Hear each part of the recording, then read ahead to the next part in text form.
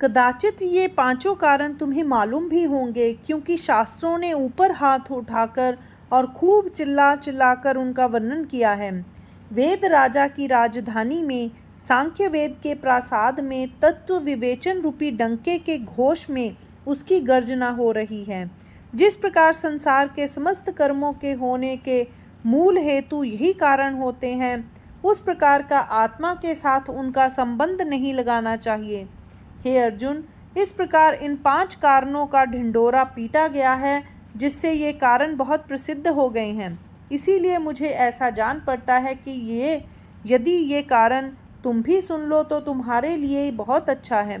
और जब मैं ज्ञान चिंतामणि प्रत्यक्ष तुम्हारे हाथों में हूँ, तो फिर भला इस बात की क्या आवश्यकता है कि उन कारणों का तुम्हें और किसी के द्वारा ज्ञान हो। यदि सामने दर्पण रखा हुआ हो, तो फिर दूसरों से यह पूछने की क्या आवश्यकता है कि मैं देखने में कैसा हूँ, और इस प्रकार दूसरों के नेत्रों को इतना अधिक महत्व क्यों दिया जाए। मेरा भक्त जिस हेतु से जिस ओर देखता है, मैं भी उसी ओर उसके हेतु का रूप धारण करके पहुँच जाता हूँ। मैं ऐसा भक्त वत्सल प्रभु अब तुम्हारे हाथ का खिलौना बन रहा हूँ। प्रेम के आवेश में इस प्रकार बातें करते करते श्री कृष्ण देव अपने आप पे में नहीं रह गए, और उधर अर्जुन तो मानो आनंद सागर में डूब ही गया। जैसे चांदनी की वर्षा हो रही हो और उसके कारण सोमकांत मणि का पर्वत पसीज कर सरोवर बन जाए, ठीक इसी प्रकार सुख और आत्म प्रत्यय के मनोभावों के बीच का पर्दा नष्ट हो जाने के कारण अर्जुन केवल सुख की मूर्ति ही बन गया था। श्री कृष्ण देव तो सभी बातों में समर्थ थे, इसीलिए ऐसे अवसर पर वे फिर पहले की तरह प्रकृतिस्थ हो गए और सुख सागर में डूबते हुए अर्जुन को बाहर निकालने के लिए जल्दी से आगे बढ़े। उस समय सुख की इतनी बड़ी लहर आई थी कि उसमें अर्जुन सरीखे बड़े बड़े धीर वीर भी अपनी बुद्धि सहित डूब सकते थे, परंतु भगवान ने सुख की उस बाढ़ को भी रोक लिया और इस प्रकार कहना आरंभ किया, भाई अर्जुन, तुम अपना आत्म स्वरूप मत भूल जाओ। यह सुनकर अर्जुन ने एक ठंडी सांस ली और अपना सिर नीचे झुका लिया। इसके उपरांत उसने कहा, हे देव, आप उदार दाता हैं, और यह बात आप समझ ही गए हैं कि यद्यपि मैं आपके पास ही रहता हूँ, तो भी आपसे अलग रहने के कारण मैं बहुत उकता गया हूँ, और इसीलिए अब मैं आपके साथ पूरा एकत्व या समरसता प्राप्त करने के लिए उत्सुक हो रहा हूँ। मेरी ऐसी अवस्था होने पर यदि आप प्रेम पूर्वक कुछ विनोद ना कर रहे हों, तो फिर आप बार बार मेरी जीव दशा का स्मरण क्यों करा देते हैं। इस पर श्री कृष्ण ने उत्तर दिया, अरे पागल अर्जुन, अभी तक यह विषय तुम्हारी समझ में अच्छी तरह नहीं आया। क्या चंद्रमा और उसकी चांदनी में कभी कोई पार्थक्य होता है? इसके अतिरिक्त मैं तुम्हें अपने मन की एक और बात बतलाता हूँ, वह यह कि तुम्हें वह समरसता दिखाने में और तुम्हें उसका अनुभव कराने में मुझे सचमुच बहुत भय हो रहा है। तुम्हारे रूठ जाने पर मुझ में तुम्हारा रूठना सहन करने की जो सामर्थ्य आती है, इसका भी कारण यही है कि तुम्हारे लिए मेरे मन में बहुत अधिक प्रेम है, और जब तक आपस में एक दूसरे के लिए प्रेम के लक्षण बने हुए हैं, तब तक हम दोनों का व्यक्ति भेद भी अवश्य ही बना रहेगा। इसीलिए अब इस विषय की अधिक चर्चा की आवश्यकता नहीं है। हे अर्जुन, अब मैं तुमको यह बतलाता हूँ कि आत्मा से कर्म किस प्रकार भिन्न होते हैं। इतने में अर्जुन ने कहा, हे महाराज, मेरे मन में इस समय जो प्रश्न उत्पन्न हो रहा था, उसकी प्रस्तावना करके आपने बहुत अच्छा किया। समस्त कर्मों के मूल बीज जो कारण पंचक हैं, उनका स्पष्टीकरण करने का वचन क्या आप मुझे नहीं दे चुके हैं? और आपने जो ये कहा है कि आत्मा का इन कर्मों के साथ कोई संबंध नहीं है, सो आपके द्वारा उसका स्पष्टीकरण होना भी अभी बाकी है। यह सुनकर विश्व अधिपति श्री कृष्ण ने बहुत संतोष से कहा, भला ऐसा श्रोता मिलता ही कहाँ है जो इस प्रकार के प्रश्नों के उत्तर सुनने के लिए तुम्हारी तरह धरना देकर बैठ जाए। इसीलिए हे अर्जुन, जो जो बातें मैंने तुम्हें बतलाने के लिए कही हैं, वे सब अब मैं तुमको बतलाता हूँ, परंतु इन सब बातों के कारण तुम्हारे ऊपर पड़ा हुआ प्रेम का भार पहले से और भी बढ़ जाएगा। इस पर अर्जुन ने कहा, हे देव, जान पड़ता है कि आप अपनी पहली बात भूल गए। इस प्रेम के लिए ही तो आप मैं और तुम वाला व्यक्ति भाव रखते हैं। इस पर श्री कृष्ण ने कहा, क्या सचमुच ऐसी बात है? तो फिर मैंने जो वचन तुम्हें दिया है, अब मैं उसे पूरा करता हूँ। तुम अच्छी तरह सावधान होकर और खूब ध्यान देकर मेरी बातें सुनो। हे अर्जुन, यह बात बिल्कुल ठीक है कि समस्त कर्म इन्हीं 5 कारणों से होते हैं और आत्मा को किसी कर्म के होने पर पता भी नहीं चलता। और इन 5 कारणों के योग से कर्मों को जो आकार प्राप्त होता है, उसके हेतु भी स्पष्ट रूप से 5 ही हैं। इन सबसे भिन्न जो आत्म तत्व है, वह केवल तटस्थ रहता है। ना तो वह हेतु ही है, ना निमित्त कारण ही है, और ना कर्मों की सिद्धि के लिए स्वयं कोई प्रयत्न ही करता है। जिस प्रकार आकाश में रात और दिन होते हैं, ठीक उसी प्रकार आत्मा में भी शुभ और अशुभ कर्म होते रहते हैं।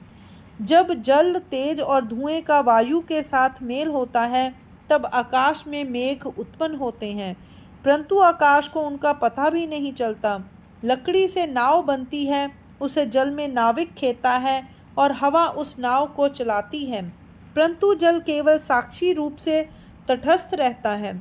मिट्टी कहीं से उठाकर ले आते हैं और उस मिट्टी के गोले से बर्तन बनते हैं। डंडे के योग से चाक पर वे बर्तन घुमाए जाते हैं और उनके साथ साथ चाक भी घूमता है, परंतु इन सब का कर्तृत्व कुम्हार से होता है।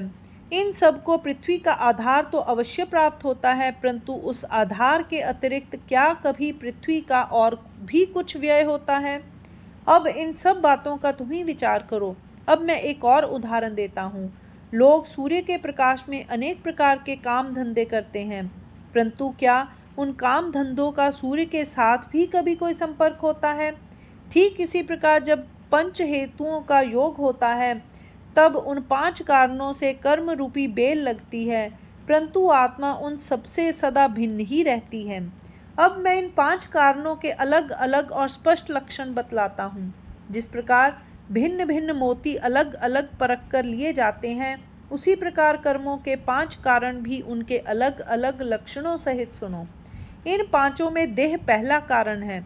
इसे अधिष्ठान कारण कहते हैं, क्योंकि इस देह में भोक्ता अपने भोग्य विषयों के साथ निवास करता है। इंद्रियां दिन रात कष्ट करती रहती हैं और उनके द्वारा प्रकृति के बल से जो सुख दुख उत्पन्न होते हैं, उन्हें भोगने के लिए पुरुष के पास इस देह के अतिरिक्त और कोई स्थान ही नहीं होता, और इसीलिए इस देह को अधिष्ठान कहते हैं। यह देह 24 तत्वों के एक साथ मिलकर रहने का सांझे का घर है। बंध और मोक्ष के झगड़ों का निपटारा भी इसी में होता है। जागृति, स्वप्न और सुषुप्ति वाली तीनों अवस्थाओं का भी यही आधार स्थल है। इसीलिए हे अर्जुन, इस देह को अधिष्ठान कहते हैं। कर्म का दूसरा कारण कर्ता है। इसी कर्ता को चैतन्य का प्रतिबिंब कहते हैं। आकाश ही जल की वर्षा करता है और उस जल से पृथ्वी पर ताल आदि बनते हैं, और फिर उसी ताल में आकाश प्रतिबिंबित होता है। अथवा कभी कभी निद्रा में राजा स्वयं अपने आप को भूल जाता है और तब उसे स्वप्न में यह अनुभव होता है कि मैं रंक हो गया हूँ। ठीक इसी प्रकार चैतन्य को भी आत्मस्वरूप विस्मृत हो जाता है और तब उसमें देह का आभास उत्पन्न होता है।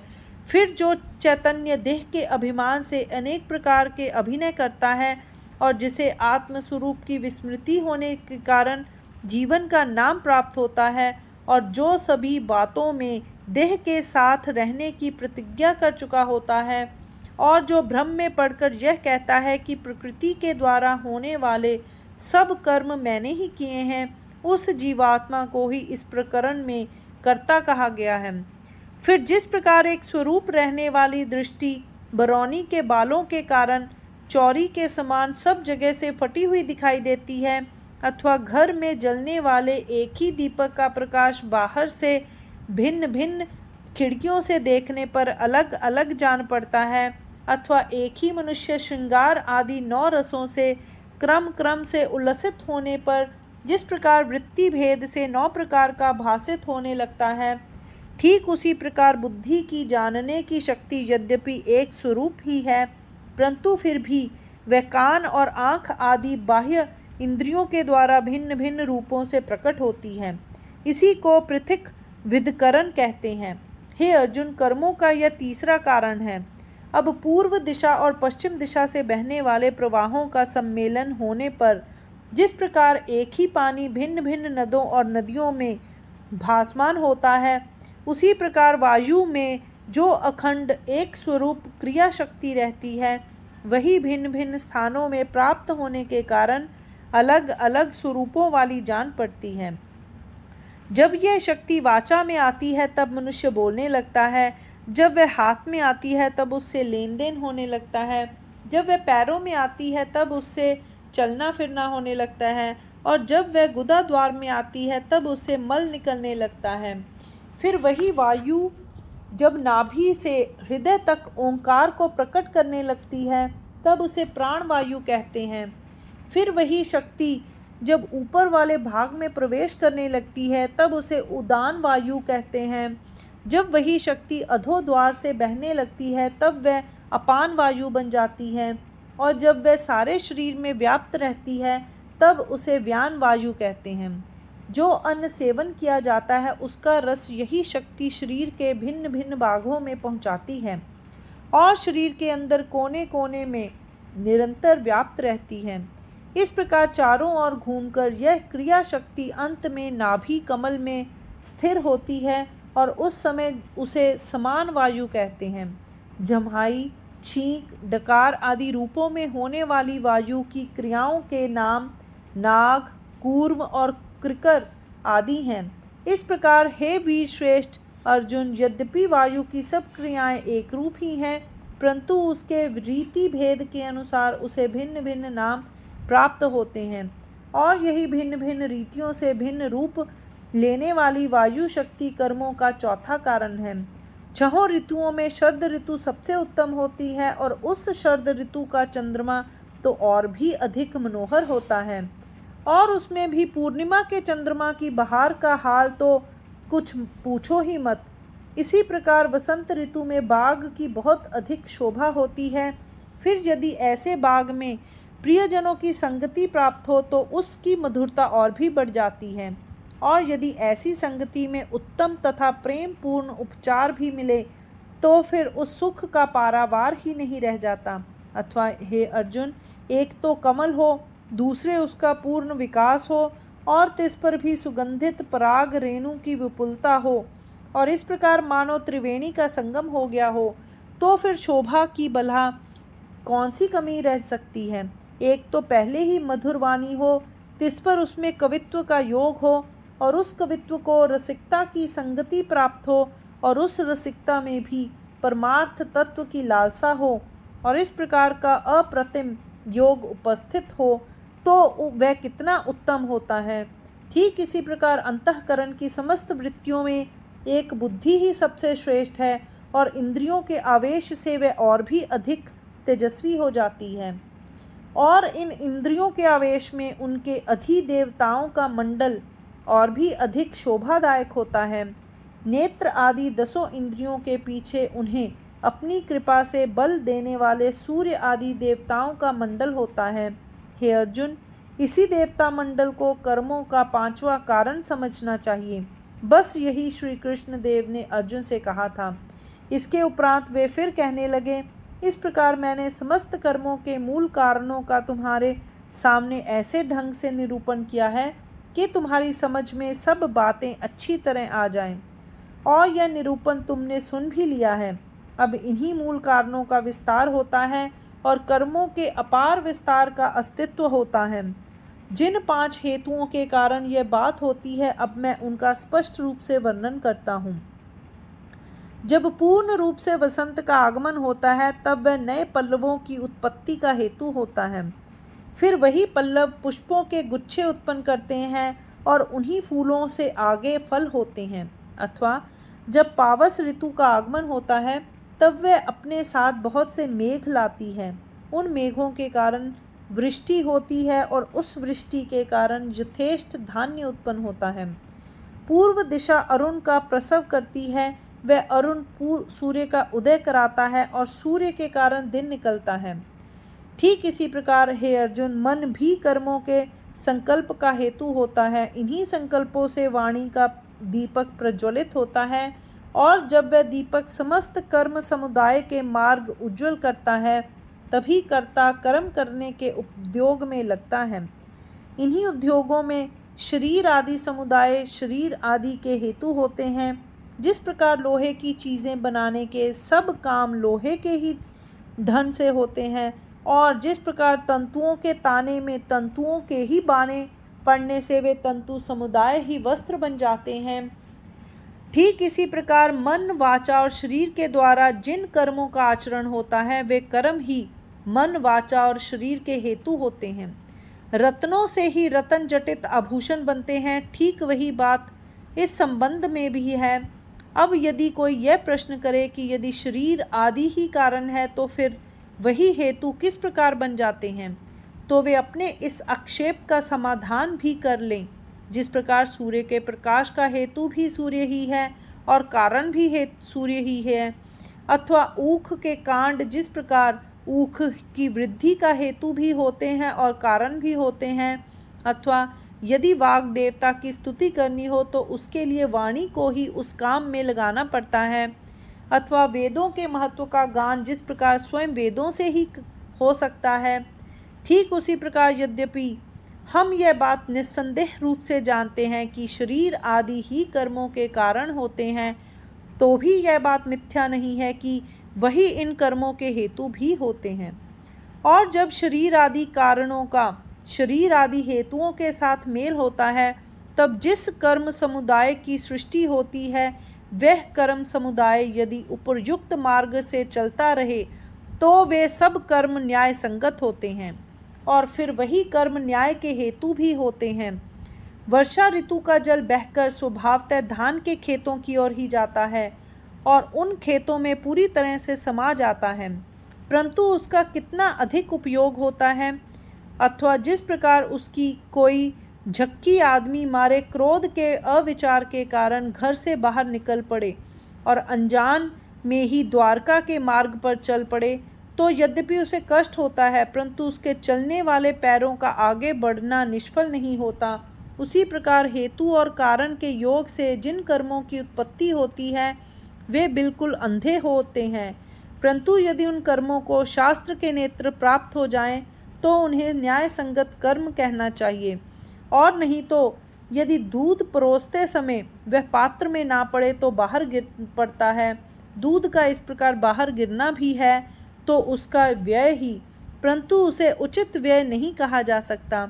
इस प्रकार शास्त्रों की सम्मति के बिना जो कर्म किए जाते हैं वे यदि निष्फल सिद्ध न होते हों तो फिर डाकू हमारा जो धन लूट ले जाते हैं उसे हम धर्म या दान के खाते के खर्च के तौर पर क्यों न लिखें।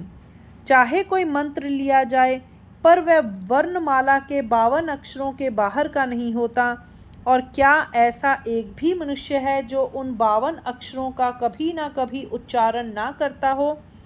परंतु हे अर्जुन, जब तक मंत्र का रहस्य ना समझा जाए तब तक जिस प्रकार केवल 52 अक्षरों के उच्चारण से ही वाणी को मंत्रोच्चार का फल नहीं मिलता, उसी प्रकार कारण और हेतु का योग होने पर यों ही जो कर्म उत्पन्न होता है वह जब तक शास्त्रों के अनुकूल और उनके द्वारा अनुमोदित नहीं होता तब तक वह कर्म तो होता ही रहता है, परंतु उसे फिर भी वास्तविक कर्म करना नहीं कह सकते। ऐसे कर्म अन्यायपूर्ण कर्म होते हैं और वे अन्याय के ही हेतु होते हैं। इस प्रकार है कीर्तिमान अर्जुन, 5 कारणों से उत्पन्न होने वाले कर्मों के 5 हेतु भी होते हैं और इन्हीं कर्मों के झमेले में आत्मा पड़ गई है। जिस प्रकार सूर्य बिना किसी तरह का रूप धारण किए नेत्रों को भी और वस्तुओं के रूपों को भी प्रकाशित करता है, उसी प्रकार आत्मा भी स्वयं तो कर्म नहीं होती परंतु फिर भी कर्मों को प्रकट करती रहती है। हे वीर श्रेष्ठ अर्जुन, जिस प्रकार दर्पण में अपना रूप देखने वाला स्वयं ना तो अपना प्रतिबिंब ही होता है और ना दर्पण ही होता है, परंतु फिर भी वह उन दोनों को प्रकाशित करता है, अथवा सूर्य जिस प्रकार स्वयं दिन और रात का अनुभव ना करने पर भी उन्हें उत्पन्न करता है, ठीक उसी प्रकार हे अर्जुन, आत्मा कर्मों की कर्ता ना होने पर भी उन्हें प्रकट करती है। परंतु देह अभिमान के भ्रम में पड़े होने के कारण जिस प्रकार मनुष्य की बुद्धि सदा देह में ही फंसी रहती है, उसके लिए आत्मज्ञान के संबंध में केवल मध्य रात्रि का घोर अंधकार ही रहता है। जो लोग चैतन्य ईश्वर या ब्रह्म को देह की मर्यादा या सीमा में ही बंद कर रखते हैं, उन्हें यह सिद्धांत बिल्कुल अटल जान पड़ता है कि आत्मा ही करता है।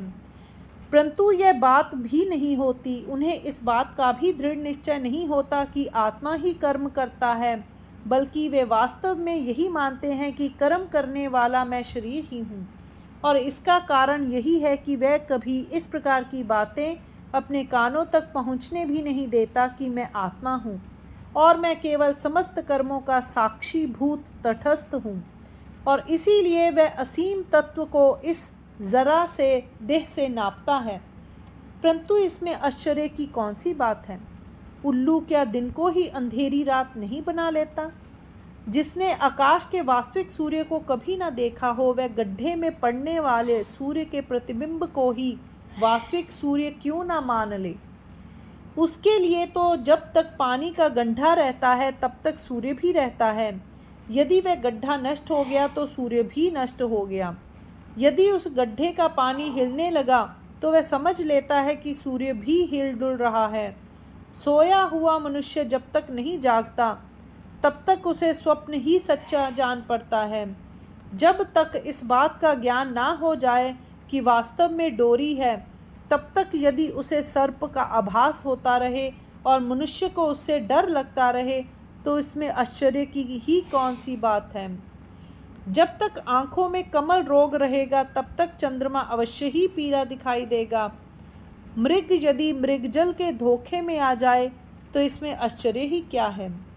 इसी प्रकार जो मनुष्य शास्त्रों और गुरु के नाम की हवा तक अपने अंग में नहीं लगने देता, जो केवल मूर्खता से ही अपना जीवन व्यतीत करता है, वह अपनी आत्मा पर शरीर का जाल उसी प्रकार लादता है जिस प्रकार गीदड़ मेघों की गति का आरोप चंद्रमा पर करते हैं।